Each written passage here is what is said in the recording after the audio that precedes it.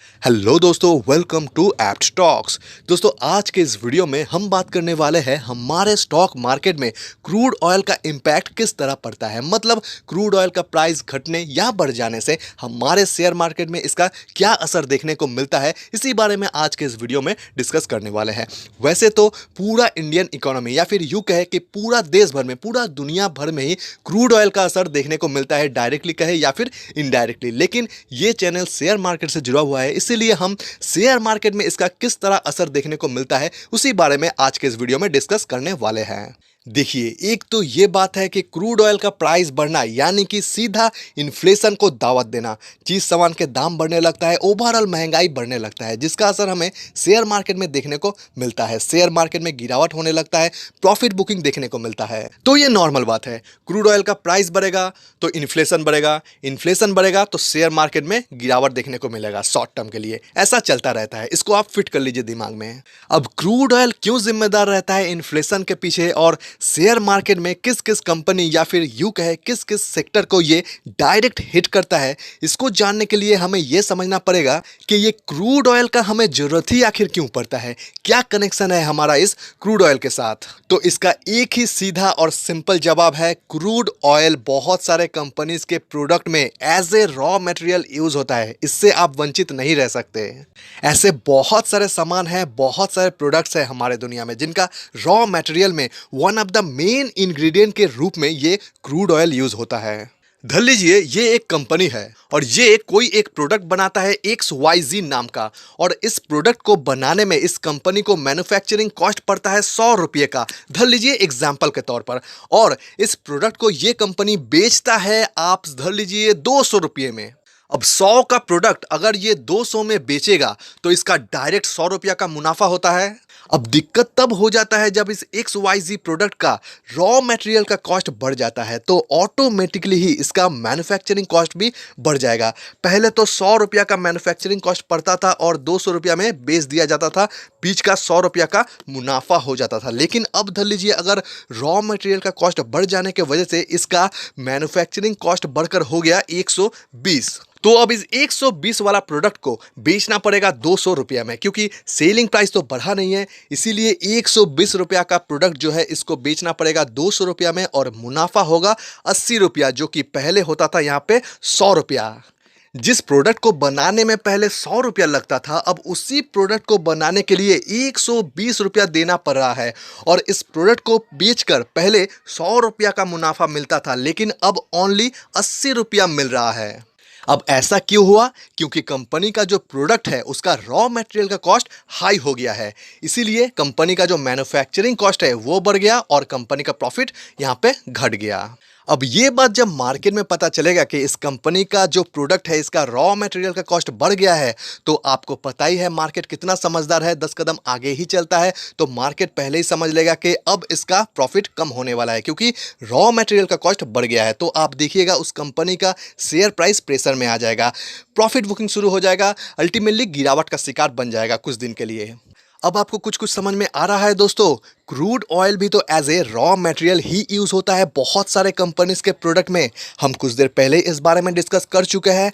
अब अगर crude oil का प्राइस बढ़ेगा यानी कि रॉ मटेरियल का कॉस्ट बढ़ेगा, तो कंपनी के प्रॉफिटेबिलिटी पे असर दिखने लगेगा, और अगर कंपनी का प्रॉफिट कम हुआ तो शेयर मार्केट में उस कंपनी का शेयर प्राइस का जमकर धुलाई हो जाएगा। अब चलिए देख लेते हैं कौन से सेक्टर्स में, कौन से कंपनीज में क्रूड ऑयल का इंपैक्ट ज्यादा देखने को मिलता है। यहाँ पे सबसे पहले OMC में देख लीजिए, यानी कि ऑयल मार्केटिंग कंपनीज। इनका हालत खराब हो जाता है जब क्रूड ऑयल का प्राइस बढ़ जाता है, लेकिन इसका ठीक उल्टा होता है जब क्रूड ऑयल का प्राइस घट जाता है। तो क्या होता है, कंपनी का जो रॉ मटेरियल है उसका कॉस्ट अगर घटेगा तो कंपनी का प्रॉफिट बढ़ जाएगा। तो इस बात का ख्याल जरूर रखिएगा, क्रूड ऑयल बढ़ जाने से प्रॉफिट घट जाता है, क्रूड ऑयल घट जाने से प्रॉफिट बढ़ जाता है, जिनका रॉ मटेरियल में क्रूड ऑयल यूज होता है। यहाँ पे देखिए OMC में जो मेन कंपनीज आते हैं उनका नाम लिखा हुआ है, इंडियन ऑयल कॉर्पोरेशन यानी कि IOC, फिर यहाँ पे HPCL है, फिर यहाँ पे BPCL है। इनका काम क्या होता है? पेट्रोल बेचना, डीजल बेचना। ऑयल मार्केटिंग कंपनीज है ये, और पेट्रोल और डीजल का जो मेन इंग्रेडिएंट होता है वो क्रूड ऑयल ही होता है।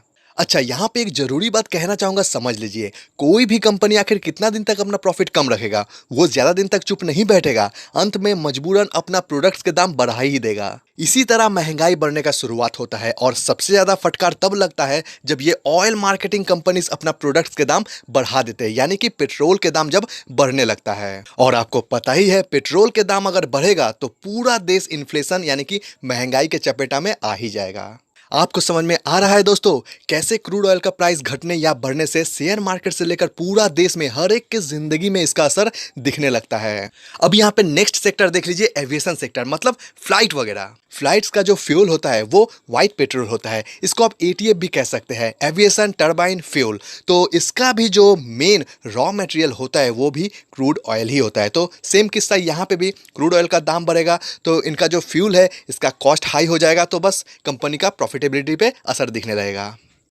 नेक्स्ट सेक्टर है पेंट सेक्टर। जी हाँ, ये भी क्रूड ऑयल के चपेटा में आता है। इनका भी जो रॉ मटेरियल है उसमें क्रूड ऑयल ही मेन यूज होता है। अच्छा, यहाँ पे हम सिर्फ सेक्टर वाइज चलते हैं। उम्मीद है आपको सेक्टर से स्टॉक्स का नाम पता चल जाएगा। जैसे कि ये पिछला सेक्टर जो था वो क्या था, एविएशन सेक्टर। एविएशन सेक्टर यानी कि इंडिगो है उसमें, फिर स्पाइस जेट आ जाता है, बहुत सारे और भी है। फिर यहाँ पे जो पेंट सेक्टर है इसमें भी बहुत सारे कंपनीज आ जाते हैं, जैसे कि एशियन पेंट है, बर्जर पेंट है, वगैरह वगैरह बहुत सारे कंपनीज आता है। तो उम्मीद है आपको सेक्टर से स्टॉक्स का नाम पता चल जाएगा। तो यहाँ भी पेंट सेक्टर में सेम किस्सा है, वही रॉ मटेरियल का कॉस्ट बढ़ जाएगा क्रूड ऑयल बढ़ने से और इसका प्रॉफिटेबिलिटी पे असर दिखने लगेगा। नेक्स्ट सेक्टर है केमिकल सेक्टर। यहां पे भी वही सेम किस्सा, क्रूड ऑयल इनके भी रॉ मटेरियल में यूज होते हैं।